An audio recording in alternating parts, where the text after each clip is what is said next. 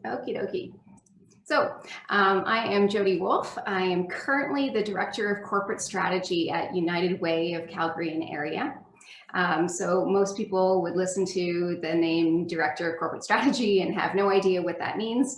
Most days I don't either. But in my case, what it means is that I'm responsible for strategic planning and business planning for the organization, as well as the evaluation and research portfolios. That's changed over time. At various other times, I've been responsible for policy research and policy action at the organization. I've also been responsible for setting up a business intelligence program at the organization. I was at one point also responsible for helping support the emergency response to the wood buffalo fires. So it's been a bit of a mixed bag. So let me tell you a little bit about how I ended up with such a diverse kind of portfolio and how research informs my, my day-to-day life. Okay, so I have had a bit of a trek around the country. My family is originally from southwestern Ontario. We're from a place called Tecumseh, which is close to Windsor, the southernmost point of Canada. I started growing up there. We moved to Toronto, Winnipeg, Edmonton, and then back to southwestern Ontario by the time that I was finishing high school. So a bit of a few years in each of those places before I headed back to where my extended family is. I finished high school in Windsor and went to the University of Windsor for my first degree, my bachelor's in psychology. Round about when I was finishing up my my bachelor's there, I started getting interested in social psychology and applied social psychology more specifically, based on a few experiences I had with a couple of researchers there. And that kind of got me thinking about kind of deviating from what I had expected to do in psychology, which was to go into and therapy, and instead shifted towards applied social psychology. And that led me to head off to my next destination, which was Guelph. At the University of Guelph, I started graduate training in applied social psychology there, and completed a number of years, my master's degree, and then started my PhD there. Before I turned my attention to something other than school for a change, fell in love and headed off to Victoria, where my husband-to-be was living. So had a quick little stint in Victoria, and then we had a chance to move to Edmonton, where I spent 10 years. After spending 10 years in Edmonton, we moved to Calgary about 6 years ago or so. So that's kind of my journey around, certainly lots of stops along the way. I'd say a lot of the experience that I had from the early days of my education to now has been a lot of parallel paths, so things that I'm doing kind of at the same time. And I think that's something that I've really carried with me. Okay, so I talked a little bit about applied social psychology. So, what is applied social psychology for anyone who is not familiar with that term? So, you've kind of got this field of psychology that's interested in individuals and their feelings and thinking patterns and patterns of behavior, and making sense of all of that. And that kind of leads into social psychology, where we start to have a little bit more of an interest in the ways that individuals interact with other people, and the dynamics that can be at play interpersonally and in social groups. So it starts to become this bridge between psychology and sociology.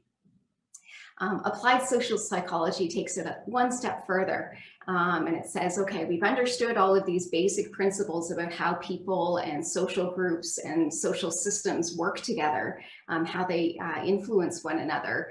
How can we use these principles to help solve social problems, which I think is kind of what is most interesting for all of us.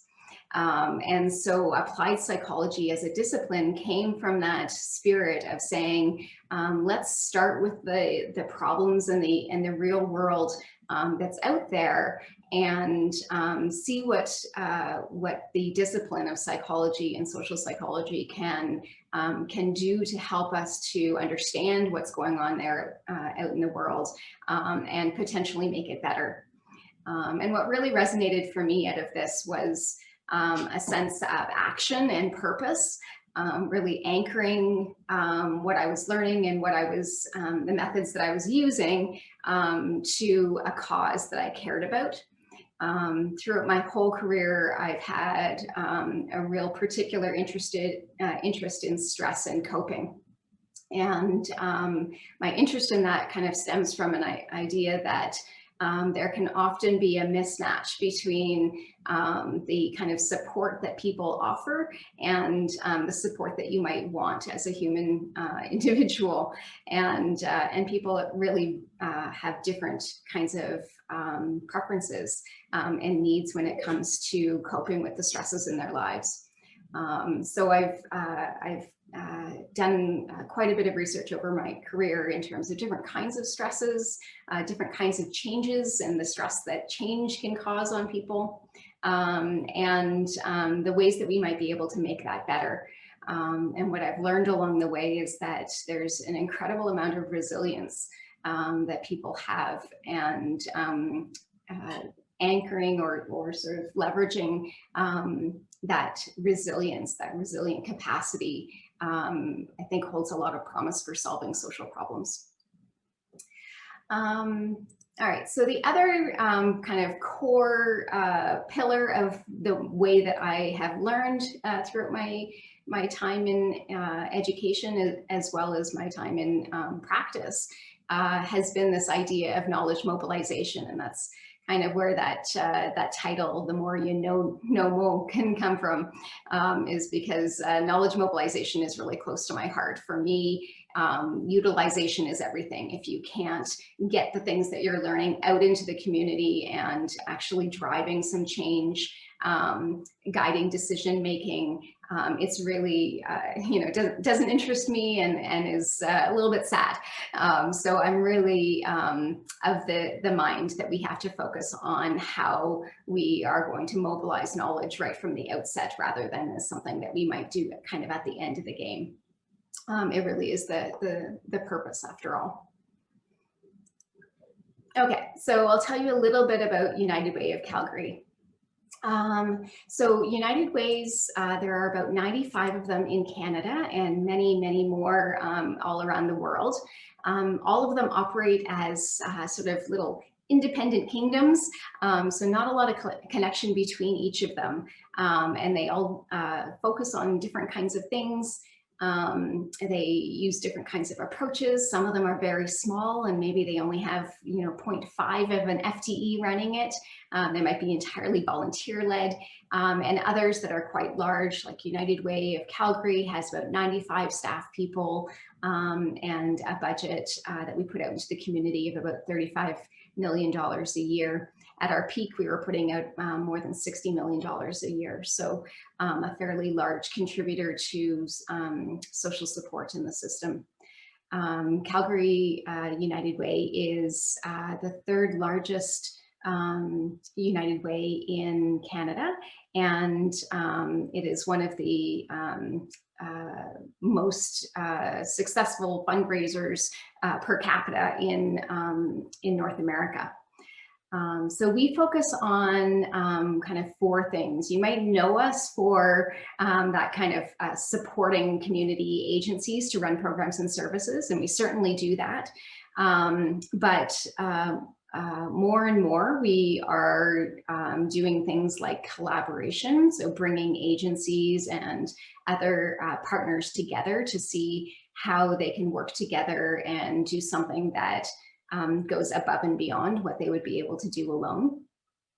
We're working a lot more in terms of systems change, so trying to get at the root of problems, thinking about ways that we might actually solve problems rather than to continue to serve them year after year. We do some work with agencies and with other partners around capacity building. So we might want to help them improve their skills in terms of being able to support research and evaluation within their own organization. We might also be able to help them with understanding what best practices are in the area that they're working in. So that's certainly an area where our research team contributes quite a bit. And then social innovation, sort of a hot topic these days, and one that United Way is trying to lean into quite a bit more. We recently developed a social impact lab where we are using design thinking and human-centered approaches to solve social problems, create innovative kinds of solutions that might really unpack and disrupt the very causes of the problems that we have been supporting and trying to address over the years. And all of these things work together towards the mission that United Way of Calgary has, which is a resilient and caring community where everyone thrives. And United Way is really undergoing a bit of a transformation at this time in terms of trying to pay a lot more attention to equity and diversity and inclusion. We're also paying a lot more attention to Indigenous ways of knowing and Indigenous reconciliation.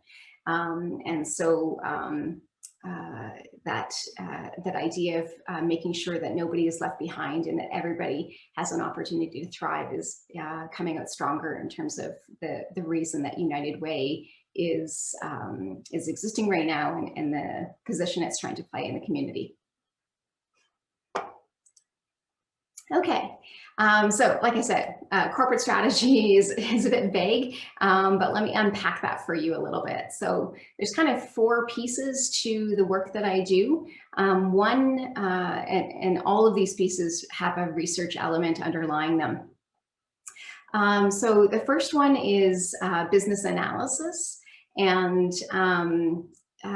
here we're talking about doing market analysis, some marketing analysis as well, revenue forecasting, gaining insights from our impact data and trying to see what we can learn. So there's a whole package of research and strategic analysis kinds of activities that go on to try to improve the effectiveness of the organization. Second thing that I mentioned is strategic planning. So I do a lot of strategy work for the organization, and what I've found over the years has been that the strategy work really benefits from that research lens. In terms of, really trying to understand and unpack an issue, the kinds of tools that you use to tease apart what people are talking about, what they mean, and then figuring out a path forward. That kind of planning activity and approach to taking a problem that you want to solve and putting the pieces together to get you there has a really close resemblance to the way that you would go about engaging in research, especially research design. So then there's a whole other piece that has to do with our social research. And this is an area of work that's really growing in the organization. So for example, we might engage in things like policy analysis of the kinds of transportation poverty that people are experiencing in the community. And a good example of that would be when we are trying to develop a policy ask of government to support a low-income transit pass. And so we would do the research ahead of time to understand how is it that transportation intersects with people with low income and the impediments that deficit can have on getting people to the jobs that they would want to apply for, showing up to interviews, being able to attend a job on a regular basis in a timely way, and being able to get from their home to sources of food security that would be important, particularly for people in low income. The problem identification and research analysis that happens at the beginning sets the stage for, what is the problem we're trying to solve? What's the prevalence of that problem? And how might a proposed solution impact people? We then take that kind of analysis, and in this case, we worked really closely with a number of on-the-ground sort of grassroots agencies and groups to advocate to the city for funding for a new program that created a low-income transit pass option. And then worked really closely with the city administration to figure out, how might this be implemented? How could we do this in a way that integrates with other kinds of programs that people are engaging in? How can we do so in a way that maintains dignity? And then sort of shepherd that policy request through the decision-making process at the City of Calgary. At the end of that process, we know that any decision that City Council makes is not necessarily a permanent one. And in this case, we knew that they were going to give it a trial run and then reevaluate. So additional research needed to go in to determine what impact the low-income transit pass had, what was the uptake of that program, what were any of the barriers that were experienced to accessing the program, and what changed in people's lives as a result of having that kind of access. What was really interesting about this project was that we had an opportunity down the line at the second wave of decision making to investigate whether or not if they were to expand the program, whether it would in fact be more impactful to expand the program deeper into poverty. So introducing a phased kind of approach where people at the lowest levels of poverty would receive an even deeper discount on their transit pass. Or whether or not we might want to extend it so that those above the poverty line, just slightly above the poverty line, would be eligible for a form of discount as well. So that was the second piece of research that was done in order to make some recommendations about how that program might be expanded and scaled out.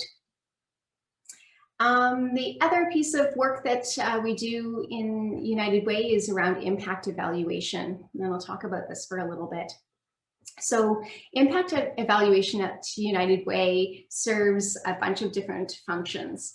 The first thing is that we want to be able to tell the people who have contributed resources, our donors and other funders, that we have used their funds for good purposes.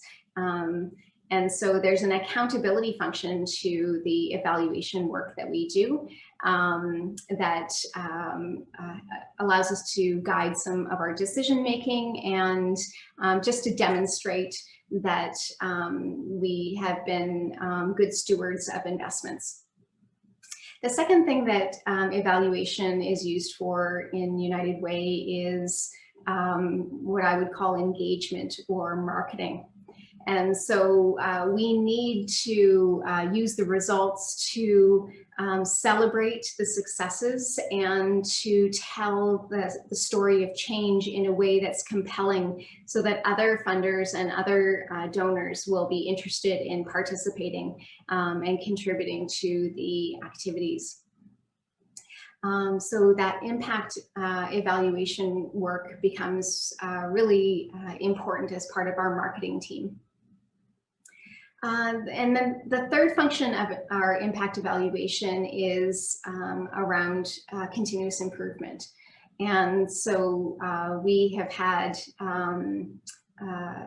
as part of the work that we do, a requirement that all of our agencies are using the evaluation that they contribute, or that the evaluations that they conduct as part of their own growth, and that they're reflecting on their results and being able to demonstrate how they're using that information to guide changes to improve their programs and services. So the way it works at United Way is that we ask all of our agencies to conduct an annual evaluation. So for people that are participating in programs and services, they usually complete at least one survey. Sometimes there is administrative data that is collected based on people's experience of the programs. And then once a year, that information gets sent to United Way in an aggregated format. And we pull all of those results together, and we try to put together a story of what has changed in the community, and what we can say is sort of the sum of all of the parts. So we might have 4 or 5 different programs that are all contributing towards helping people to find employment, for example, and we would aggregate the results across those programs to see, to understand a little bit better what the collective story is. How many people were reached by these programs and services and participated in them. We want to know how they changed as a result. Did the people achieve the expected results? And then we want to know how effective is that program.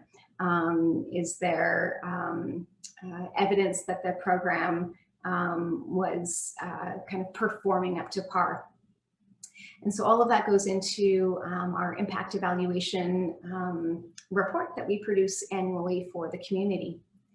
Over time, United Way has started to do different kinds of projects. One of those projects is called All In for Youth.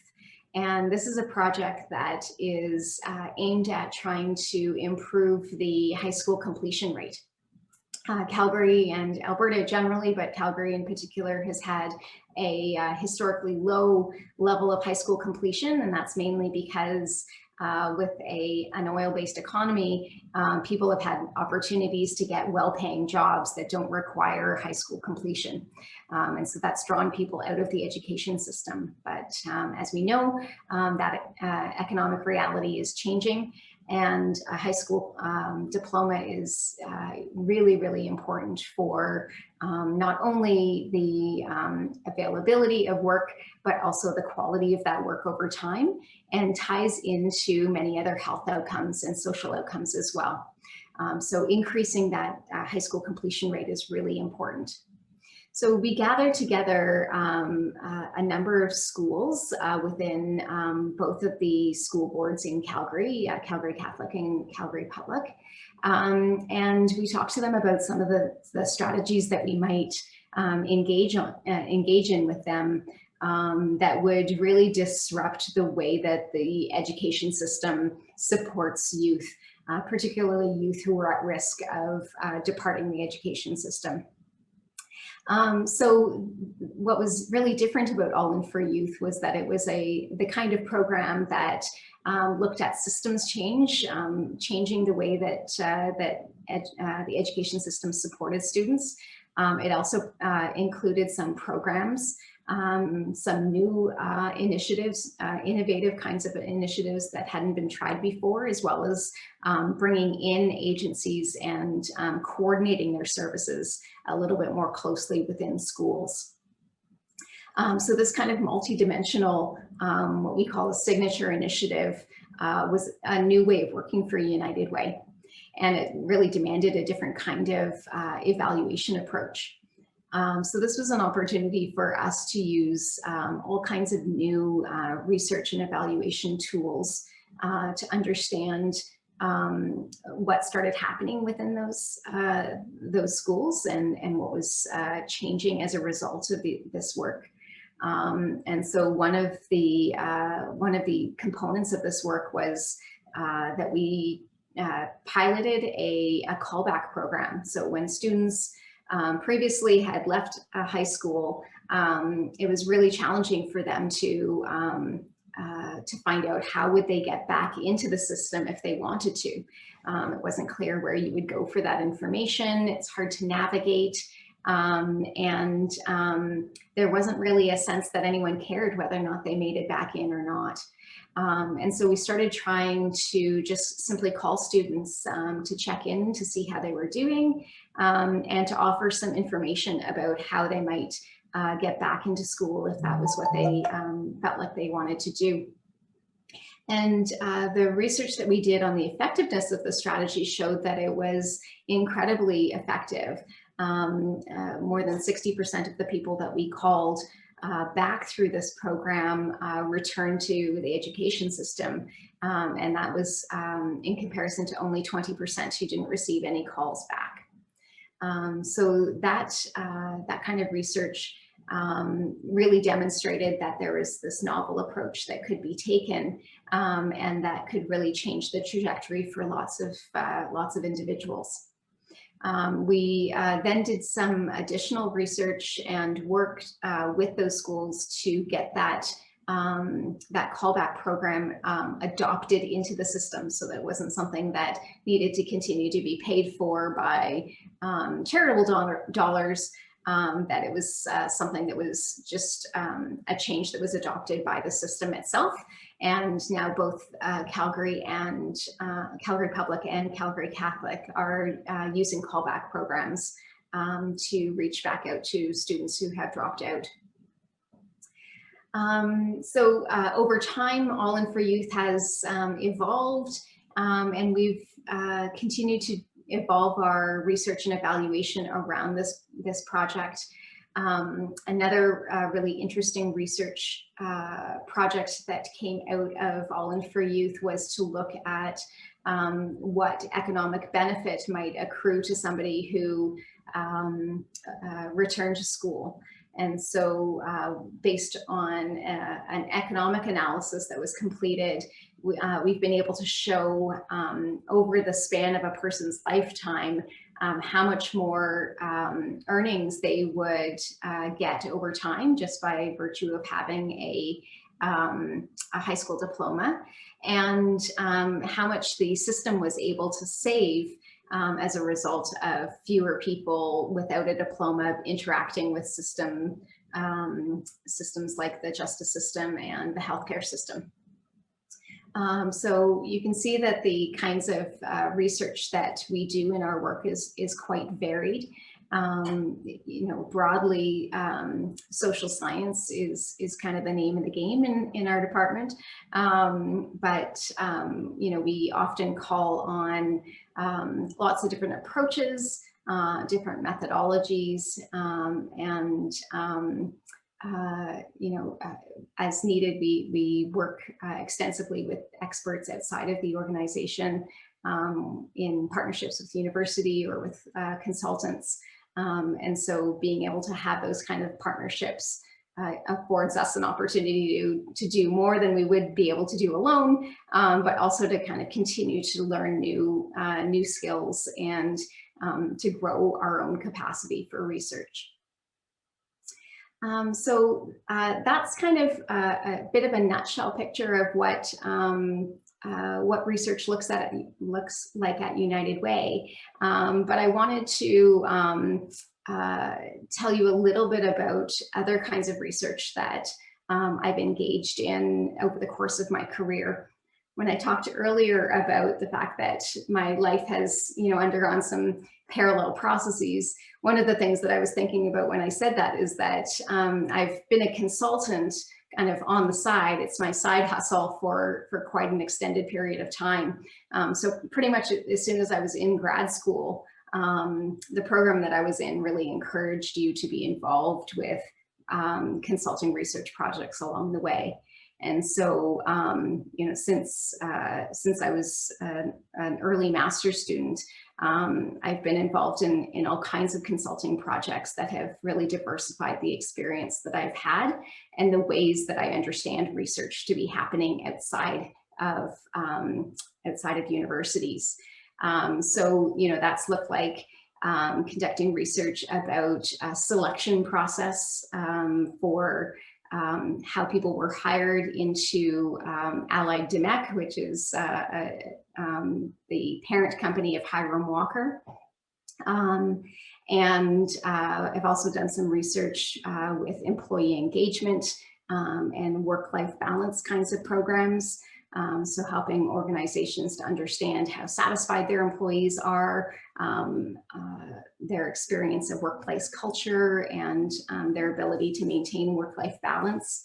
I've done research that's looked at the ways that programs that are designed to support women in the world of employment could be tailored to identify those kinds of work opportunities that are actually going through a growth spurt. So there was a project that I was involved with Ontario Women's Directorate, where we were assessing work opportunities and the kinds of careers that would be paying women above the average, as well, where women were in an underrepresentation. So there was fewer women in that profession than there should be based on population numbers, and that were going through expected growth. And that allowed the organization to tailor its programming so that it would have even more successful outcomes for those individuals. I've also supported research within academia as well. So the 10 years, that 10-year stint that I was talking about, where I was living in Edmonton, I was actually working in the University of Alberta in the School of Public Health. In that role, we were actually almost a consulting branch of the School of Public Health, where we were collaborating with outside agencies to support them around addiction and mental health in particular. We did all kinds of research in that regard, where we were doing school-based surveys of students' addiction and mental health prevalence. We supported agencies that were trying to figure out how to engage clients in long-term addiction treatment programs, and how to establish better rapport with their clients so that they would stay longer in treatment, because we know that the longer they stay in treatment, the better their outcomes are. Quite a bit of research with the RCMP to help design some programs for preventing drug misuse in children. We also did some research to design some new interventions and develop some alcohol normative feedback tools that could be delivered online as well. So there really is, quite an opportunity to experience what research looks like outside of the university world. My experience has been that, having a really good toolkit is kind of the most useful and most versatile thing that you can have when you know a broad range of social science methods. You can really use those tools to tackle just about any problem that's out there in the social world, especially in the social sector. Right. So that's kind of a bit of an overview of the many different ways that research has been finding its way into my work in both university settings, in consulting settings, and in the nonprofit sector. And I wanted to talk to you a little bit about some of the ways that my work at United Way is shifting, and some of the research opportunities that are coming our way as well. So one of the sort of exciting and new things that we're working on is a new community impact evaluation framework. And so that's really turning on its head the ways that we've traditionally gone about evaluation, and matching the needs of our new community impact work with the evaluation tools that can be used to drive decision making and engage people in that work. One of the other things that I'm really excited about is the development of a new Indigenous evaluation framework. So we have made a commitment as an organization to participating in Indigenous reconciliation and Indigenous resurgence. And to that end, you know, it's really become apparent that we need to pay attention to Indigenous ways of knowing. And that means that our evaluation practices need to adjust and accommodate that. We have also started embarking on some new developmental evaluations of one of a youth mental health and substance misuse initiative, and the other related to our diversity, equity, and inclusion strategy. And then finally, we're developing a new regional knowledge mobilization unit that will serve multiple United Ways and their communities. We'll start to bring together community data and establish ways of sharing that data, and really leveraging the potential for data to start to improve the social sector as a whole. Okay, so the last thing that I wanted to talk about was just a little bit more about some of the soft skills that have really helped me along the way. So in terms of skills, I mentioned earlier that, you know, having a broad range of social science methods and statistics have been really important to me. The written and oral communication skills, you know, I'm sure that you all hear that all the time, but I can't tell you how critical it is to be able to write concisely and clearly and in a compelling kind of way. That logic and reasoning that comes from a research background is really important as well, and can help provide a lot of value to the organizations you work for. And being able to be persuasive. You know, this is something that you might be able to learn in a number of different ways, but quite often you need to be able to convince people of the approach that you think is valuable, and you know, help people to understand the value of the results that you're presenting to them. So being able to persuade and support change management is really important. Experience leading any opportunities that you can get now to lead particular work, to show that you can develop and build relationships, maintain those relationships over time. Project management skills, managing budgets, problem solving, and design thinking are all things that I use on a daily basis, and are things that I am looking for when I'm hiring new researchers and evaluators on my team.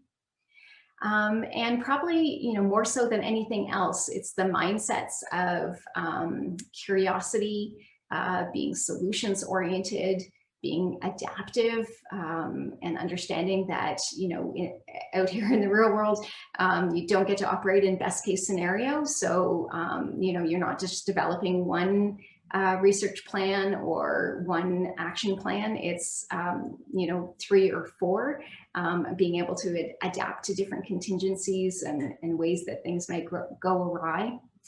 Having a growth mindset, and that approach of giving more than taking. So, you know, in the the social sector, particularly the idea of making a friend before you need a friend, really finding those ways that you can give back to people without it necessarily being an exchange is just a good way to live in general, and really helpful for this kind of work.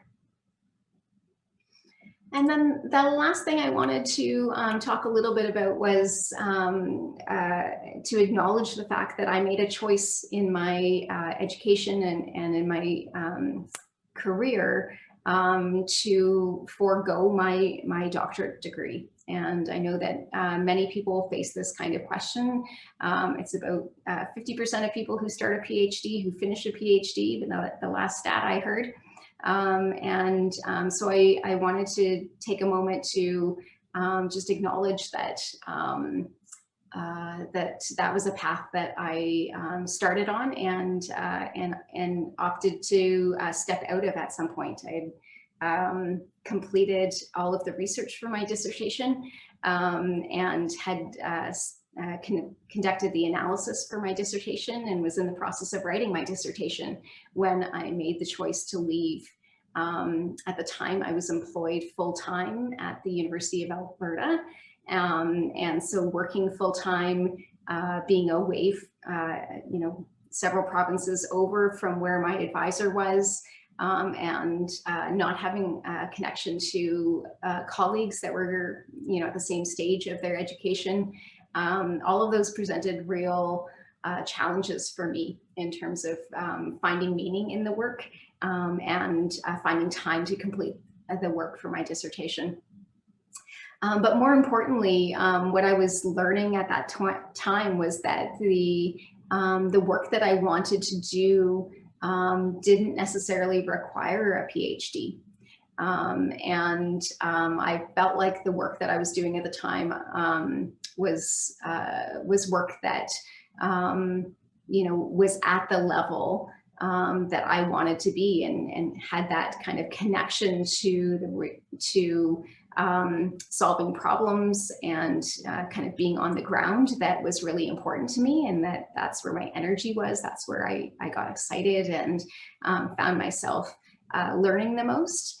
And so, the decision for me, although it was very hard, and one that, I still wonder about to this day, was thoughtfully considered. And, I would be happy to talk to anybody who is considering either path, because I don't think that we necessarily talk about those kinds of decisions as much as we should. It's one of those things that certainly in my time and with those that I had around me was not something that you talked about a lot, and something that I needed to go through alone. And so I just wanted to express to you that I'm certainly open to having those conversations if anybody is also going through that kind of thing. Thank you so much, Jody. Mm-hmm. Oh, I'm sorry. I thought that's okay. The concluding line. Yeah, these are just a few of the thoughts and learnings that I've had over my time, and that I would share with others if I had the opportunity, like I do today. So, but I'll leave some time there because I wanted to make sure that there was some opportunity for questions if anyone had any. Yeah, that's also what I was hoping for, and I think your talk has given us a lot of food for thought and food for questions. So I'll turn it to the audience first, although there are lots of questions jumping inside me as well. I think it's only fair to allow our audience to go first. So I would invite anyone who wants to ask a question to put your name in the chat. But for starters, just unmute yourself and go ahead. We'll deal with it if there is a clash between more than one person. We don't have much time to spend on organizing, so just go ahead.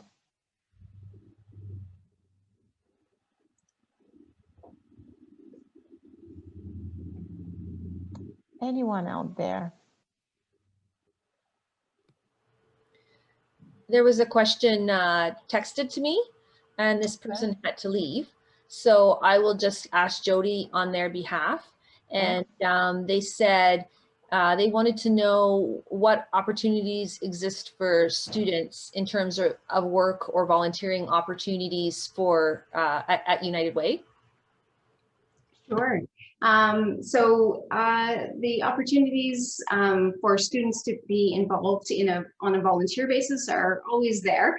We're happy to support anybody who would want to come and work with us on a time-limited basis for some volunteer experience.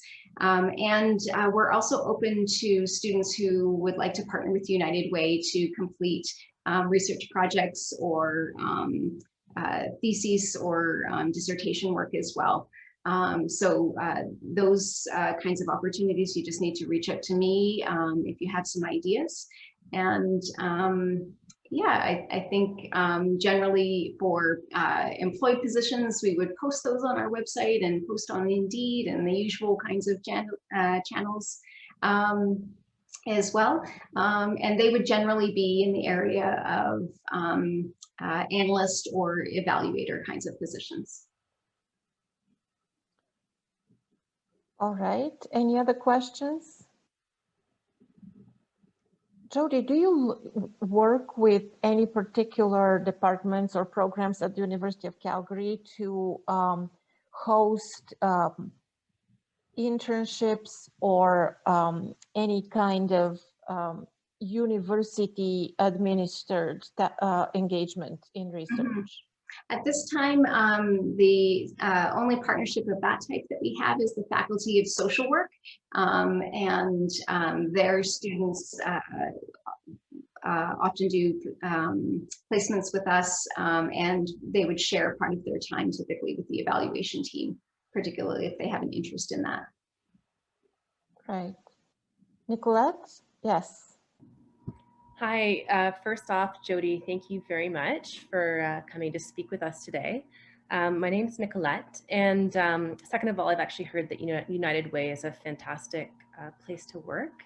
So it's been of interest, and I'm just wondering, you spoke about developing a couple areas of expertise, and the area that I've been working on is in gender-based violence, and I'm wondering what kinds of programs or opportunities or projects might be areas of interest for me at the United Way.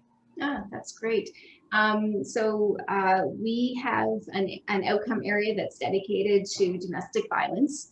So that's an area of work where we both fund programs that support victims of domestic violence, as well as a collaborative, the CDBC. I'm not sure if you've heard of those folks, but yeah, excellent group of individuals.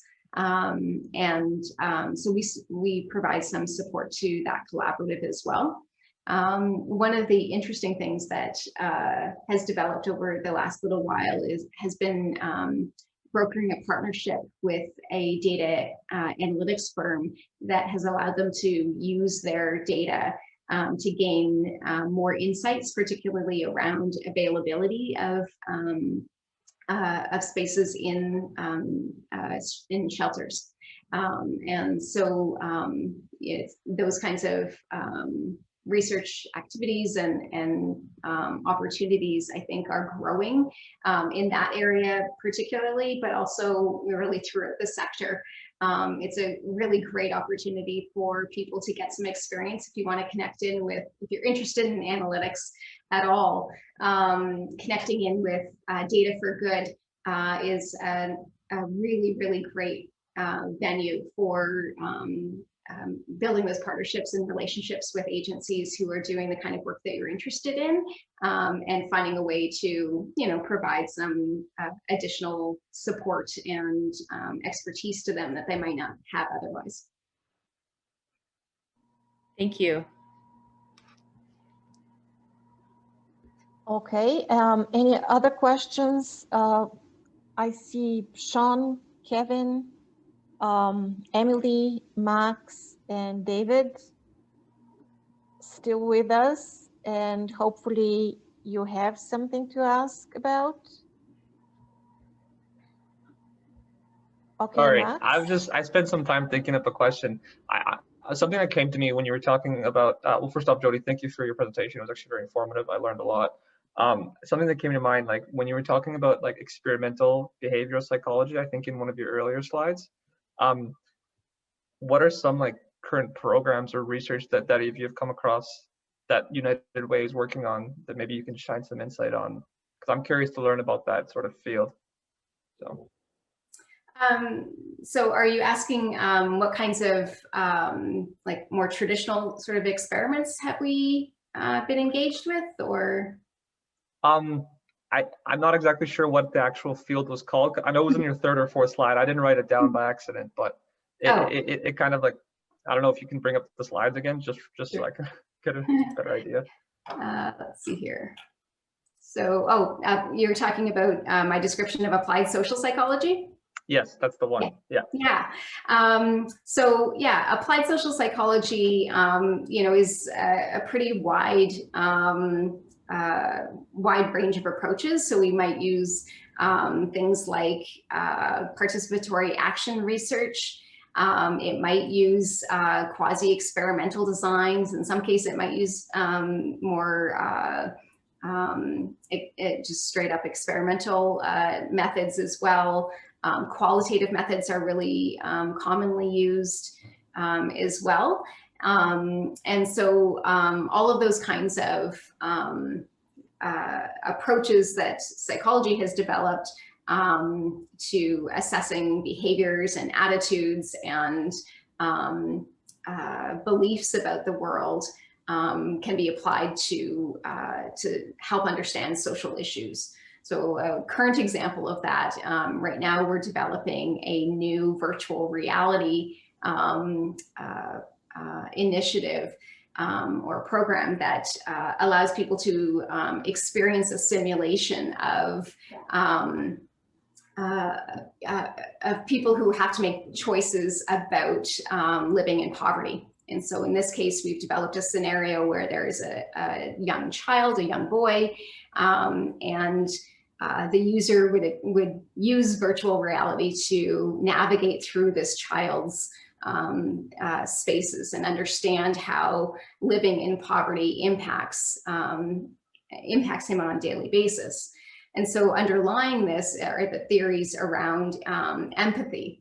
And we're using this methodology to understand, can we increase empathy for child poverty as an issue and stimulate people to become more knowledgeable and interested and engaged in the issue of solving child poverty by using this kind of tool. And so then we use the kinds of research methodologies that I was talking about in terms of questionnaires and quasi-experimental designs to tap into whether or not we are able to increase empathy and change behavior around supporting solution building more so than other traditional kinds of methods. That's amazing. It's a really good way to kind of connect the people more to that sort of issue with poverty and kind of break down those barriers. That's very cool. Thank you. You're welcome. We're finding lots of success. It's very interesting. Sounds really advanced as an approach to research. I would love to learn more about it. So are you publishing any of these reports, or where can we learn more about the research work that United Way does? Are they in the public domain? That's a great question. So sometimes we do. We sometimes produce reports and share those on our website. More and more, though, we're finding that the best ways to disseminate is through conversation and through relationship building. So we haven't traditionally had a lot of academic publications coming out of our work, although sometimes when we work with academic partners, we do. But more so, I would say it's either, a sort of a more technical or summary report that we might share on our website, or if you contact me. And more frequently, we're using informal methods of knowledge dissemination to share those kinds of results. Yeah, I was just thinking that it would be nice if those results, those reports were available somewhere, because that Mhm. would give a lot of ideas to students at any level in what direction, because somehow what you do indicates what social work on the ground actually Mhm. needs. Yes. And instead of people making up topics for papers or for master's theses or for honors theses, they could learn, and we as professors could direct them to such sources so that they stay more closely connected to what goes on in real life. Yeah, that's a great suggestion. Yeah, it's a really good Yeah, point. and definitely I do believe that we can keep up this connection, and you please see us as a port of call when you need any kind of interviewers or people even to participate in experiments, because that's a great learning experience, and we can direct these invitations to our students and mediate. Yeah. In the remaining, although we don't have practically any remaining time, but if Emily, David, or Kevin thought of any questions, please, now is your chance. And we'll be closing the meeting very soon. Sure. And I'll just add my work email to the chat. And if anybody would like to reach out to me privately through that way, you're welcome to do so. Happy to chat anytime. Yeah. Maria, can I just make one point? Or yes, it's not really a question, but I just did some work with United Way of Lower Mainland and noticed something that Jody alluded to the whole time, and that is that because United Way is so focused on evidence-based research and impact evaluation and that sort of thing, that it creates a culture of research across all of the organizations that they support, which creates jobs in research. And I think that's where students really should get excited, because it's not just United Way that's conducting research. It's every single one of the organizations you support that requires that annual impact evaluation that they're doing. It requires understanding of evidence-based research for their own programming. And so it just, it's very exciting to me to see that there's that sort of, yeah, just sort of an exponential growth and a need for people who have those skills.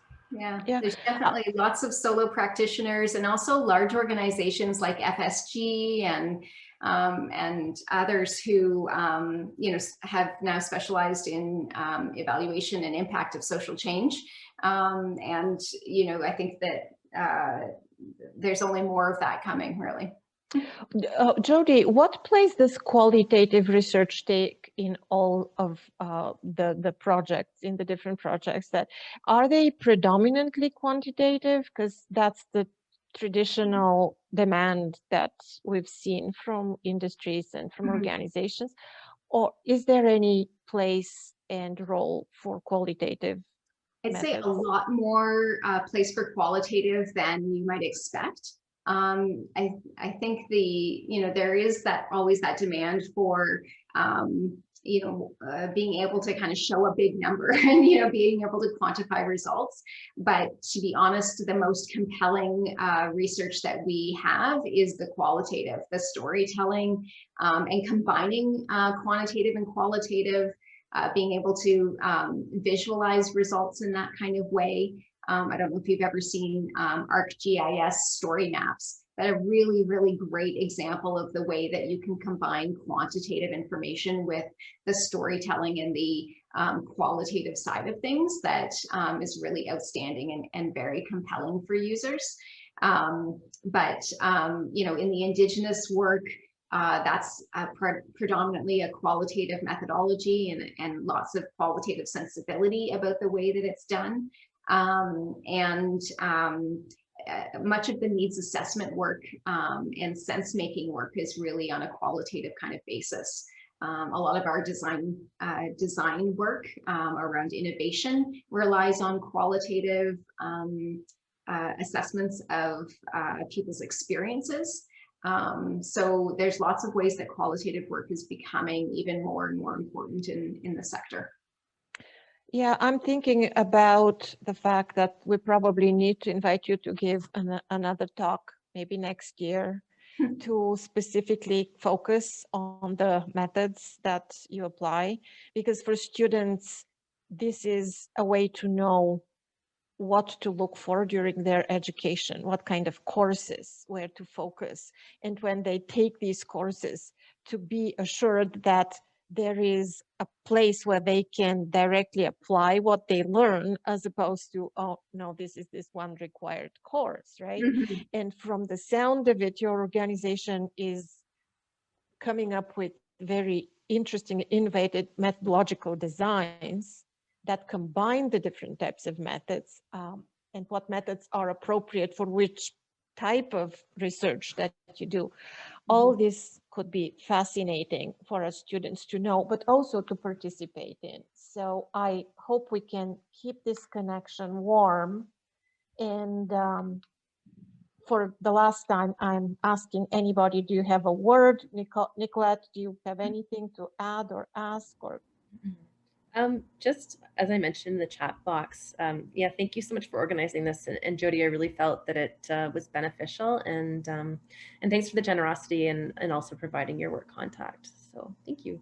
My pleasure. I'd love to talk further with anyone. I'm sure that I have lots to learn from you folks as well, in the things that you're interested in and the things that you're learning about too. So yeah, it's a good opportunity for mutual exchange. okay, so again, thanks to all of members of the audience who stayed with us to the end. You can encourage your friends and relatives to take a look at this talk, because we'll be publishing it online, and we'll find a way to share the link.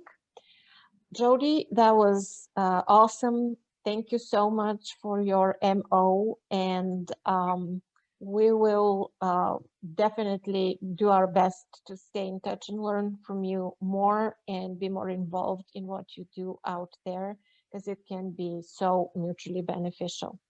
Thanks you. again, everyone. Andrea, Kevin, thank you for organizing this along with me. Your help was indispensable. Goodbye to all. So much, Jody. Take care, everybody. Stay warm and stay safe. Yeah, everyone. Bye-bye. Bye, Jody. Thanks.